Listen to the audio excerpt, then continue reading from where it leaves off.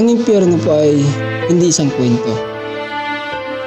Pag may napunta sa impyerno, there is no escape.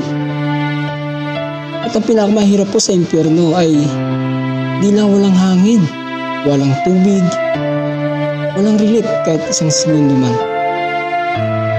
Pinakamahirap po sa impyerno, hindi lang may apoy,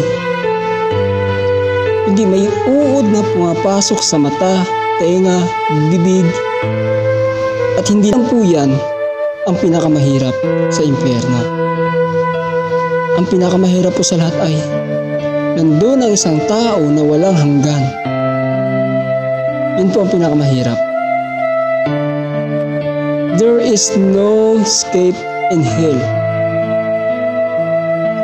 Hell is a place that no one can escape. Pag narinig niyo po yung salitang eternity, it means without end. Kaya pag binasa niyo ang Bible, ang karugtong ng salitang hell ay eternity, eternal punishment, walang wakas na pagdurusa.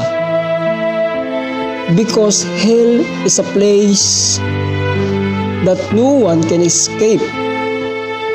It is a place of no return.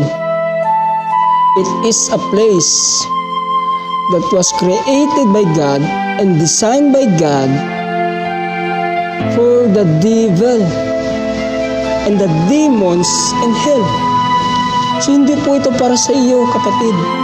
Hindi po ito para sa atin. Sa nilikha ng Diyos, nakawangis ng Diyos, ay hindi po tayo pang impyerno, kapatid. Pang langit ka, kapatid. Yun po ang sabi ng Diyos sa kanyang mga salita.